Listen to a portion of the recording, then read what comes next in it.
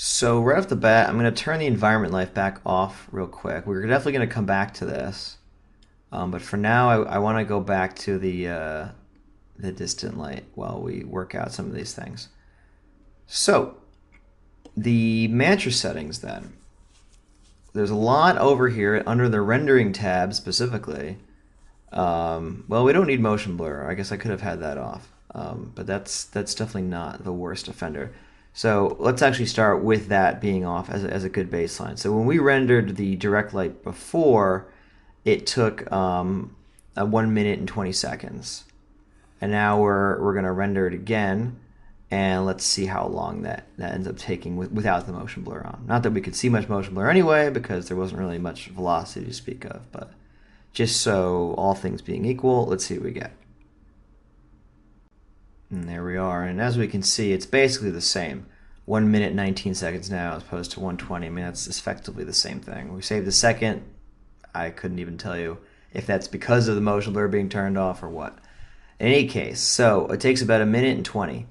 Now, here are the main settings here. Now, the number one thing is pixel samples, and that's why it's the first on the list here. 3x3 basically means 3 samples in the X direction and 3 samples in the Y direction. When are those samples happening? Well, every single pixel in the image, we're sending out rays from the camera through that pixel.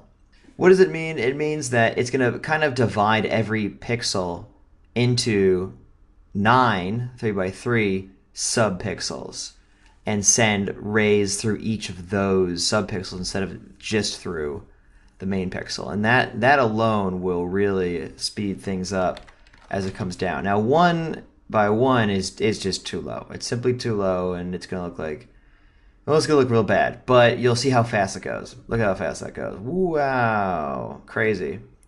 I mean, it's almost done already. I don't even need to pause this one. Boom. Done. 14 seconds. All the way done. And so there's the difference. You can really see the difference. It jumped up to 1 minute 20 from 14 seconds. I mean, that is, what's that? 5 times as much, just about 5 to 6 times as much time. You could use this. I mean, you can still get a vague sense of lighting and shadows in this mode. And you'll see once we go to 2 and 2, we've quadrupled the amount of samples. So we went from 1x1, which is 1, to 2x2, which is 4. And you'll see immediately how much smoother it gets. And that's what we want, of course. We want it to not be grainy.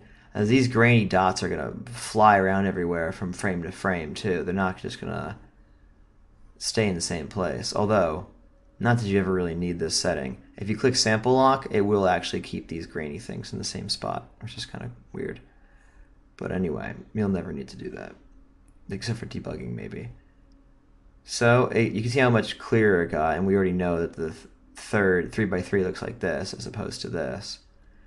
And so on and so forth. Now, these control what are called primary rays, and I'm going to put it back to 3x3.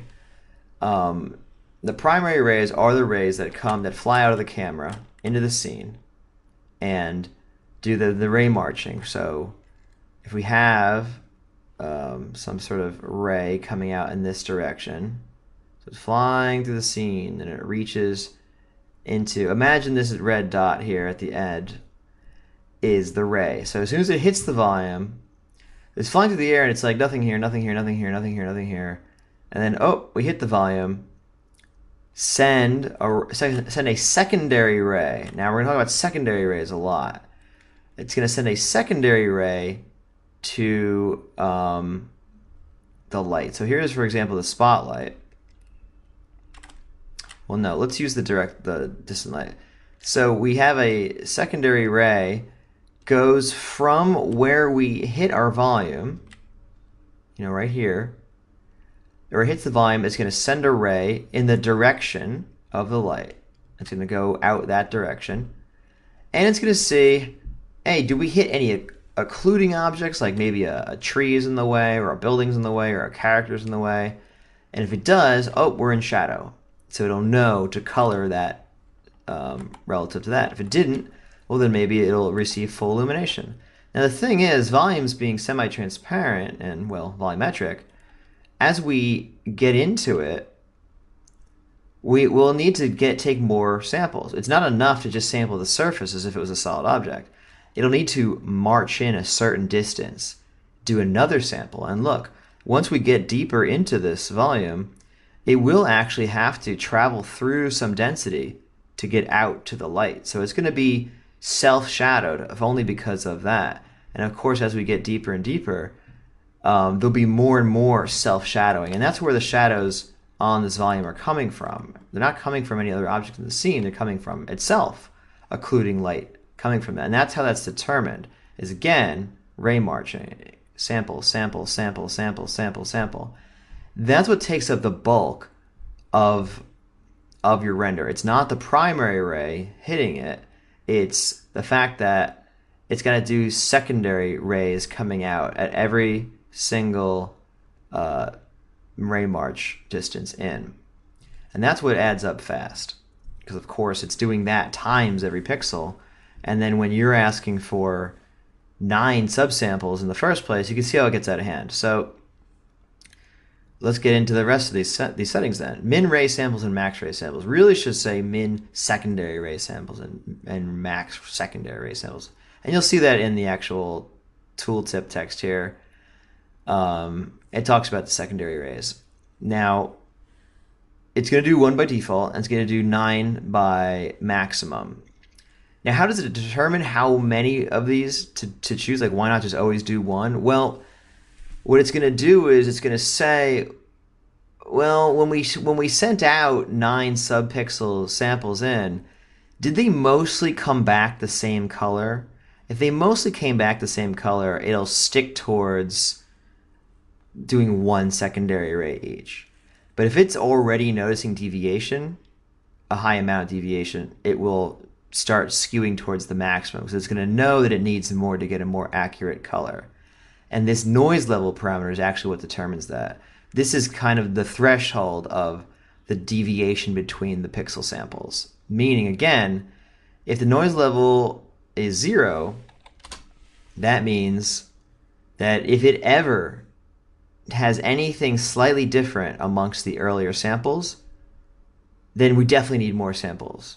Put another way, this is the acceptable amount of noise that's acceptable in that image. So this is noise. When I say noise in this case, I'm not talking about a pattern of noise to texture something in a cool way. I'm talking about all this grainy nonsense. And you see it even in here. You'll notice all this. This shouldn't be here either. It's certainly less of it here when we had 3x3. There's more of it in the 2x2. These are rendering artifacts, and they're not what we want. So again, if I had, the higher this noise level gets, this is the main takeaway, is the higher you can push this number, the more noise is acceptable to be in your image. And the practical result of that is, it doesn't start pushing for the higher amount of secondary rays until this is exceeded. So by making this a high number, it will tend to not exceed that. It will allow for greater deviation in pixel samples. And then by allowing there to be more noise, it won't need as many secondary rays. And if there's not as many secondary rays, it can render faster. So that's a long way of saying the higher you can push that noise level, the faster it will be allowed to render, because it won't need to do as many rays. Now you could just cap this at 1 and then it won't matter. Then it's only ever going to do 1 secondary ray. But it's worth noting, this is 1 secondary ray per ray march. So when you're using something like a distant light or a spotlight, that's actually not going to do anything. It's going to do a lot with our environment light, which is good, because the environment light we really want to use. It looks good. But the secondary ray, so again, as the ray starts, so here it is again, meeting the volume. When it gets to here, it still has to do these ray marches every certain fixed distance. And we'll talk about exactly how far that distance is in a hot second.